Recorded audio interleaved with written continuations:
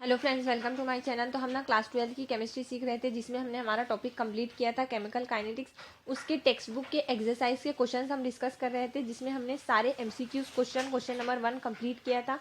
आज ना हम क्वेश्चन नंबर 2 देखने वाले हैं, जिसमें शॉर्ट आंसर क्वेश्चन हम डिस्कस करने वाले हैं। तो चलिए स्टार्ट करते हैं। हमारा पहला क्वेश्चन है, फॉर द रिएक्शन। आपको एक रिएक्शन दी हुई है, N2 + size H2 gives twice NH3। आपको इनके रिलेशन बताने हैं, आपस में इनके क्या रिलेशन होंगे, N2 का H2 के साथ और H2 का NH3 के साथ। तो हमने देखा था किसी भी रिएक्शन का रेट ऑफ रिएक्शन क्या होता है। रेट ऑफ रिएक्शन हम रिएक्टेंट के लिए लगाते हैं निगेटिव और प्रोडक्ट के लिए लगाते हैं पॉजिटिव, और जितने टर्म्स हमारे रिएक्शन में है सबके इक्वल होता है हमारा रेट ऑफ रिएक्शन, यानी 1 2 3 इन तीनों के इक्वल होगा हमारा रेट ऑफ रिएक्शन। तो देखिए N2 हमारा रिएक्टेंट है, इसलिए इसके पहले लगाएंगे निगेटिव। फिर change in concentration of N2 divided by change in time is equals to. अब ना ये जो हमारे कोएफिशिएंट होते हैं रिएक्टेंट के, इनका हम रेसिप्रोकल लेते हैं। तो ये रिएक्टेंट के लिए हमने लगाया माइनस साइन, अब 1/3 रेसिप्रोकल ऑफ 3, और ये हो जाएगा d of H2 divided by dt। ये किसके इक्वल रहेगा, ये इक्वल रहेगा प्लस NH3 हमारा क्या है, प्रोडक्ट है, इसलिए इसके पहले हम प्लस साइन लगाएंगे। 2 का रेसिप्रोकल हम लेंगे, 2 का reciprocal 1/2 d of NH3 divided by dt। तो ये इन तीनों के आपस में रिलेशन होंगे, यही हमें पूछा गया था कि इनका आपस में रिलेशन क्या होगा। d of N2 divided bye dt किसके होगा, इक्वल होगा 1/3 H2 डिवाइडेड बाय dt के, और ये इक्वल रहेगा plus 1/2 NH3 divided by dt के। तो ये इनके आपस में रिलेशन है, तो यही इस क्वेश्चन का आंसर है। उसके बाद नेक्स्ट क्वेश्चन हमारा है, आपको एक रिएक्शन दी हुई है, उसका रेट लॉ आपको दिया हुआ है, रेट दिया हुआ है CH3Br to the power 1 OH to the power 1। How does reaction rate changes if concentration is decreased by a factor of 5। आपको बताना है कि अगर ये रेट आपको दिया हुआ है R is equals to K into CH3Br OH minus, ये आपको रेट दिया हुआ है। अगर OH का कॉन्सेंट्रेशन, यानी ये कॉन्सेंट्रेशन हम 5 से डिक्रीज करते हैं, 5 से क्या करते हैं, डिक्रीज करते हैं, तो इस रेट पे क्या फर्क होगा। तो देखिए rate is directly proportional to CH3Br to the power 1 और OH टू दी पावर 1। तो ये अभी कांस्टेंट है, यानी इसको चेंज नहीं करे, सिर्फ इसी को चेंज कर रहे हैं, यानी ये तो सेम ही रहेगा। तो ये अगर 5 से डिक्रीज होगा तो रेट भी हमारा क्या होगा, रेट भी फिर, क्योंकि इनकी जो पावर है ये 1 है, यानी 5 टू दी पावर 1। तो अगर ये OH हमारा 5 से डिक्रीज होगा तो रेट भी हमारा क्या होगा, 5 से डिक्रीज होगा। तो इसलिए इसका आंसर हो जाएगा if OH concentration of OH minus is decreased by a factor of 5, keeping CH3Br, यानी CH3Br को हम क्या रख रहे हैं, कांस्टेंट रख रहे हैं, CH3Br constant. Rate will also decrease bye a factor of 5, rate will also decrease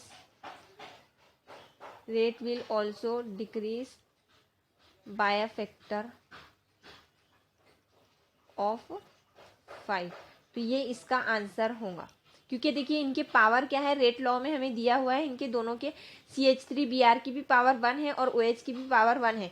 यानी अगर इसको हम CH3Br को कांस्टेंट रख दे, चेंज नहीं करें, तो अगर इसको 5 से डिक्रीज करेंगे तो रेट हमारा 5 टू दी पावर 1 से डिक्रीज होगा, यानी ये भी रेट भी हमारा क्या होगा, 5 से डिक्रीज होगा। इसलिए ये इसका आंसर हो जाएगा if OH is decrease by factor of 5, keeping CH3Br constant, rate also decrease by factor of 5।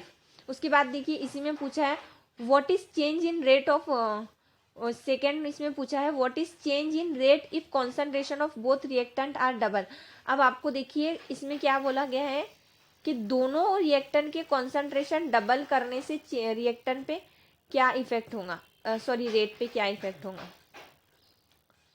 तो देखिए अभी ये CH3 की Br टू दी पावर 1 के प्रोपोर्शनल है रेट हमारा, और OH की भी पावर 1 से प्रोपोर्शनल है। अब बोल रहा क्या है कि बोथ रिएक्टेंट आर डबल, दोनों को हमको डबल करना है। ये हो जाएगा 2 to the power 1, rate is directly proportional to 2 to the power 1, इसको भी डबल करना है, यानी इसकी भी पावर 1। पावर 1 क्यों ले रहे हैं हम, क्योंकि ये 1 पावर हमें रेट लॉ में दिया हुआ है क्वेश्चन में। पावर 1 कुछ नहीं है, मतलब क्या है, पावर 1 है। अगर 2 दिया हुआ रहता तो फिर हम यहाँ पावर 2 लेते। तो देखो ये 2 टू दी पावर 1 2 हो जाएगा इंटू 2, तो 2 इंटू 2 कितना होगा 4। तो अगर हम दोनों का concentration both reactants are double, the rate will increase by 4 times. हमारा रेट क्या होगा, अगर दोनों का कॉन्सेंट्रेशन डबल करेंगे तो रेट हमारा 4 टाइम इंक्रीज होगा। तो इसका आंसर हो जाएगा बी वाले का, if both the concentration of reactants are double rate will increase 4 times. उसके बाद देखिए नेक्स्ट क्वेश्चन है, what is the relationship between coefficient of reactant is balanced equation for an overall reaction and exponents in rate law. आपको क्या बताना है, relation बताना है किसका, कोएफिशिएंट ऑफ रिएक्टेंट का with exponent in rate law. Exponent क्या होता है, देखो ये है रेट इज इक्वल्स टू के into A to the power X B to the power Y. ये जो x और y ये जो पावर्स है इनको हम बोलते हैं एक्सपोनेंट्स। पावर रेट लॉ में जो पावर्स है वो क्या होते हैं हमारे एक्सपोनेंट्स, और कोएफिशिएंट हमारे क्या होते हैं, ये हमारी एक रिएक्शन है 3a plus 2b it gives product. तो ये जो 3 और 2 है ये क्या है, 3 जो है a का कोएफिशिएंट है और 2 जो है b का कोएफिशिएंट। तो ये कोएफिशिएंट में और इन पावर्स में क्या रिलेशन होता है ये हमें बताना है।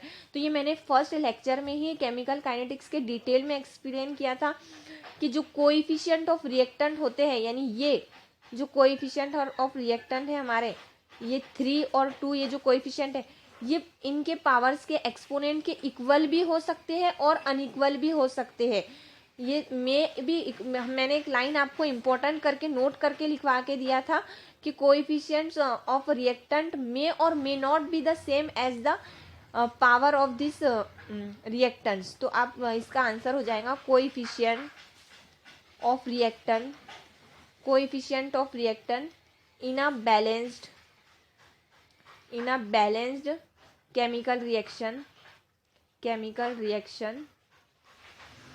या फिर केमिकल इक्वेशन लिखो, chemical equation may or may not यानी इक्वल हो भी सकते हैं, मे और मे नॉट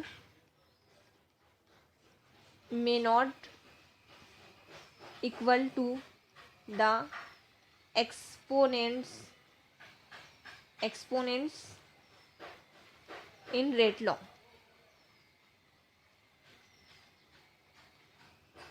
मतलब क्या हुआ इसका कि ये जो हमारे कोएफिशिएंट है रिएक्शन के, ये जो ऑर्डर ऑफ रिएक्शन के इक्वल हो भी सकते हैं या नहीं भी हो सकते, यानी ये जो पावर्स है इनके इक्वल भी हो सकते हैं और इक्वल नहीं भी हो सकते हैं। उसके बाद in what case the coefficient are the exponent. उसके बाद देखिए नेक्स्ट क्या पूछा है, क्या किस केस में जो कोएफिशिएंट रहते हैं एक्सपोनेंट्स के कोएफिशिएंट और एक्सपोनेंट दोनों सेम रहते हैं। तो कोएफिशिएंट मतलब क्या, molecularity, exponent means order of reaction. तो मॉलिक्यूलैरिटी और ऑर्डर ऑफ रिएक्शन हमारी किस में सेम रहती, एलिमेंट्री रिएक्शन में।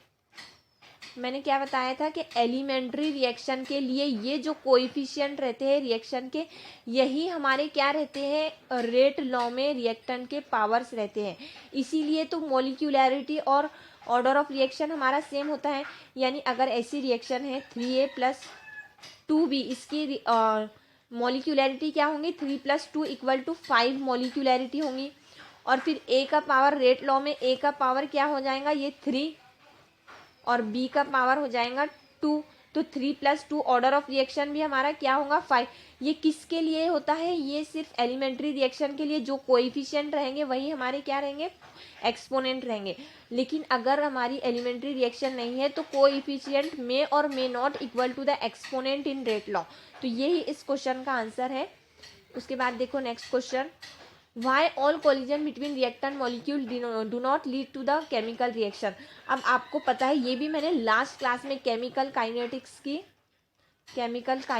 की जो हमारी लास्ट क्लास थी जिसमें मैंने डिटेल में एक्टाइवेशन एनर्जी एक्सप्लेन किया, उसमें मैंने ये बहुत अच्छे से एक्सप्लेन किया, जो बहुत इंपॉर्टेंट टर्म है ये देखो आपकी जो टेक्स्ट बुक में क्वेश्चन पूछे गए ना सारे बहुत स्टैंडर्ड क्वेश्चन है, अच्छे क्वेश्चन फ्रेम किए हुए, तो इनको ना आप अच्छे से समझ के लर्न करके जाओ, क्योंकि देखो ये बहुत कंसेप्चुअल क्वेश्चन है। अब ना ये जो क्वेश्चन है ये एक्टाइवेशन एनर्जी के कंसेप्ट पे पूछा हुआ है।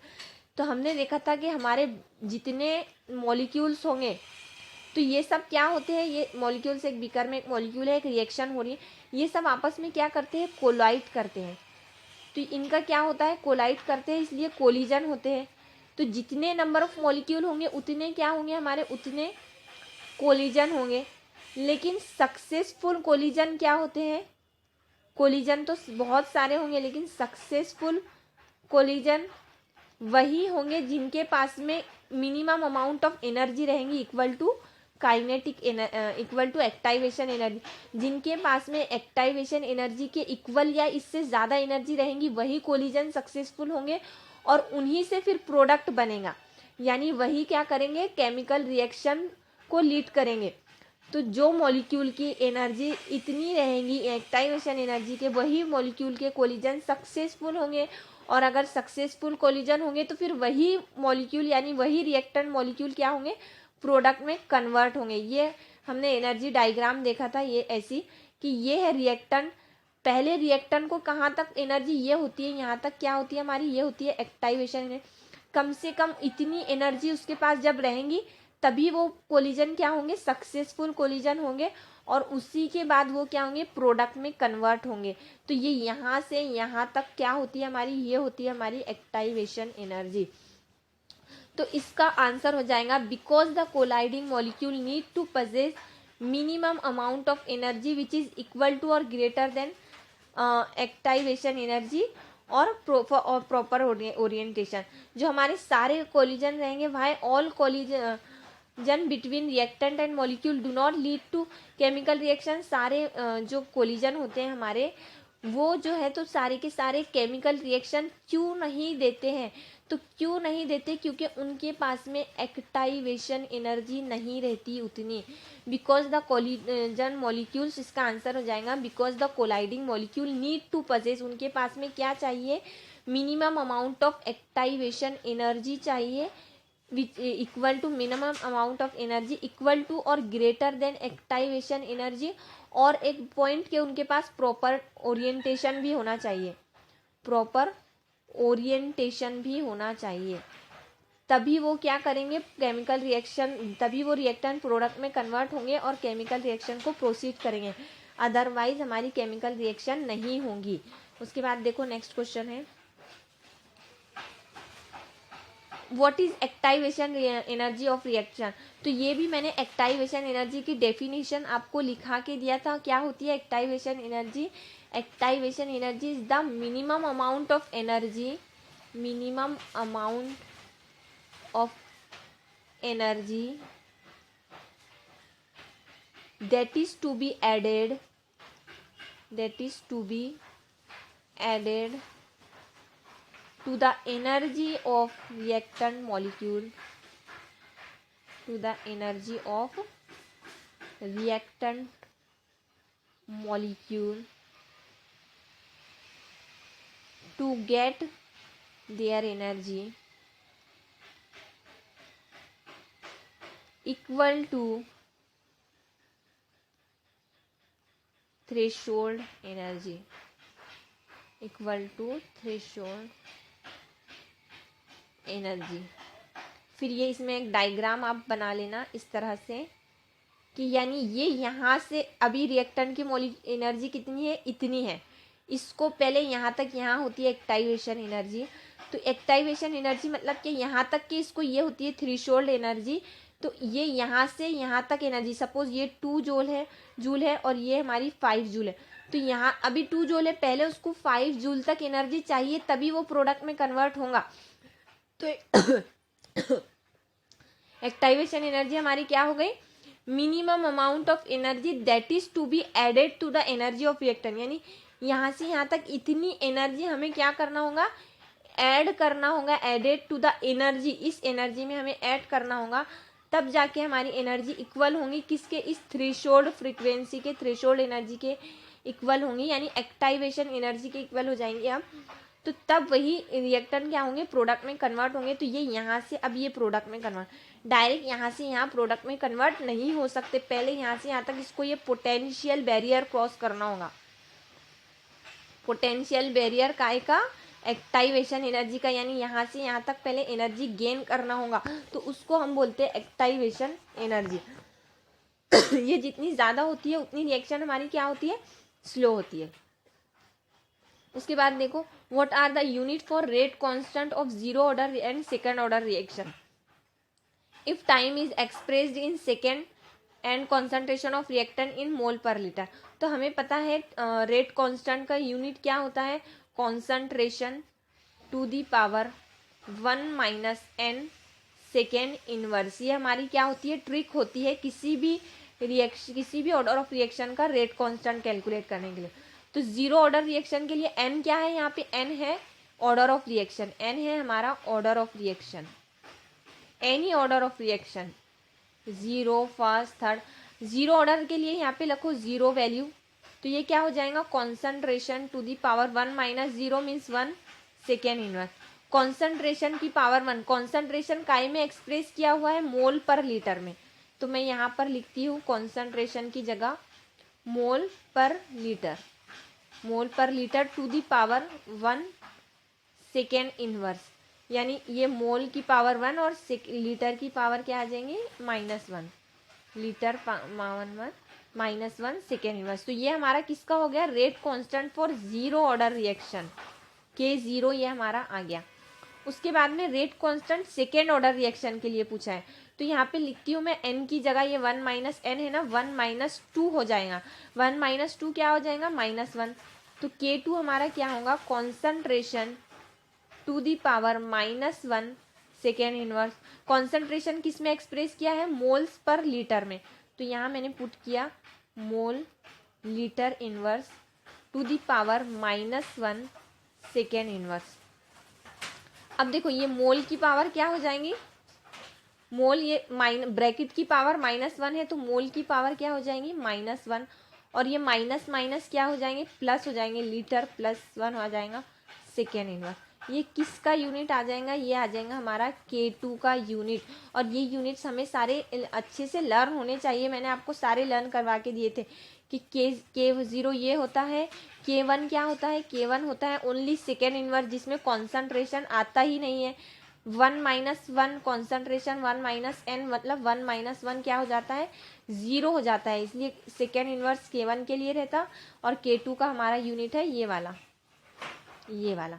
उसके बाद देखिए नेक्स्ट क्वेश्चन हमारा क्या है, what is Arrhenius equation and explain the terms involve in it. तो क्या होती है अरेनियस इक्वेशन, ये भी हमने लास्ट लेक्चर में केमिकल काइनेटिक्स के लास्ट लेक्चर में डिटेल में डिस्कस किया था। K = A × e⁻⁻ EA/RT। इसमें जो सारे टर्म्स इन्वॉल्व हुए हैं वो आपको बताने हैं। तो इसमें वेयर K = आपको यहाँ लिखना होगा, वेयर K क्या होता है, रेट कांस्टेंट, A क्या होता है, ये A = pre exponential factor,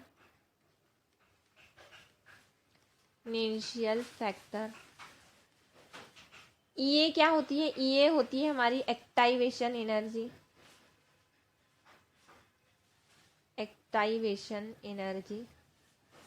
R क्या होता है, इसमें R, ये R जो रहता है कैपिटल R = ये रहता है गैस कांस्टेंट, जो कि यूनिवर्सल कांस्टेंट है, गैस कांस्टेंट। इसकी वैल्यू कितनी रहती है, 8.314 जूल पर केल्विन पर मोल। उसके बाद T क्या है हमारा, absolute temperature, T = temperature in kelvin, तो ये हमारा अरेनियस इक्वेशन है।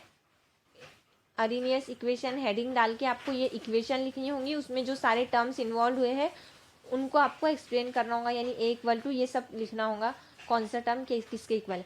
उसके बाद what is rate determining step, तो ये भी मैंने बड़े डिटेल में क्लास में डिस्कस किया था कि रेट डिटरमाइनिंग स्टेप यानी RDS हमारी कौन होती है, सबसे slow step, slowest step is the rate determining step, RDS।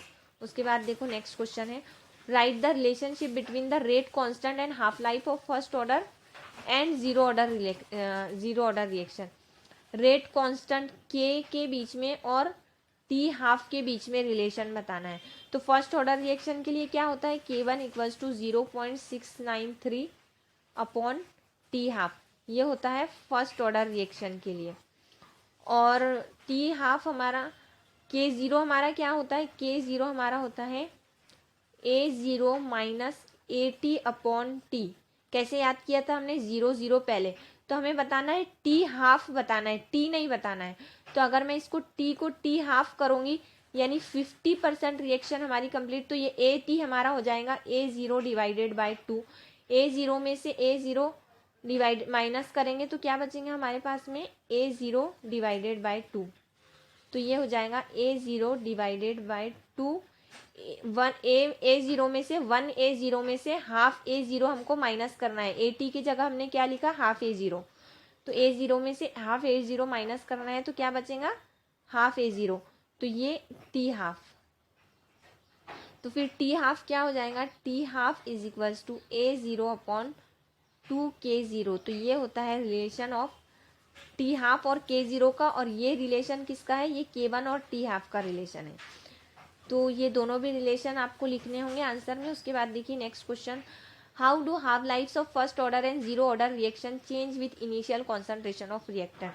तो मैंने आपको बताया था कि हाफ लाइफ टी हाफ जो होता है, टी हाफ क्या होता है for first order reaction 0.693 upon K1। इसमें कहीं भी आपको इनिशियल कॉन्सेंट्रेशन नहीं दिख रहा है रिएक्टेंट का, यानी ये वाली टर्म इसमें कहीं नहीं है। तो इसका मतलब ये टी हाफ क्या है, इंडिपेंडेंट। तो आपको लिखना होगा टी हाफ ऑफ, मतलब half life of first order reaction is independent on concentration of reactant. तो फिर उसका ग्राफ क्या आता है, उसका ग्राफ ऐसे आता है, टी हाफ का ग्राफ ऐसे आता कि इंडिपेंडेंट रहता, T half versus initial concentration of reactant. और जो जीरो ऑर्डर रिएक्शन रहती, जीरो ऑर्डर रिएक्शन का फॉर्मूला क्या रहता, K0 is equals to A0 minus AT upon T. तो टी हाफ का फॉर्मूला क्या रहता, T half is equals to A0 upon 2K0। तो देखो टी हाफ के फॉर्मूले में A0 ऊपर ही लिखा हुआ है नॉमिनेटर में, तो क्या होगा, ये डायरेक्टली प्रोपोर्शनल होगा। इसलिए टी हाफ क्या होता है, T half of half life of zero order reaction is directly proportional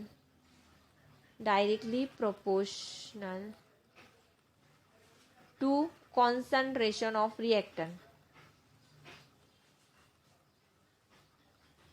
आपको ये फॉर्मूला लिखना होगा पहले टी हाफ का फर्स्ट ऑर्डर रिएक्शन का, उसके बाद ये सेंटेंस लिखना होगा कि टी हाफ इंडिपेंडेंट रहता है, उसके बाद के T half zero order reaction का ये फॉर्मूला लिखना होगा A0/2। इस फॉर्मूले से पता चलता है कि टी हाफ डायरेक्टली प्रोपोर्शनल रहता है, तो ये सेंटेंस लिखना होगा। तो ये इस क्वेश्चन का आंसर है।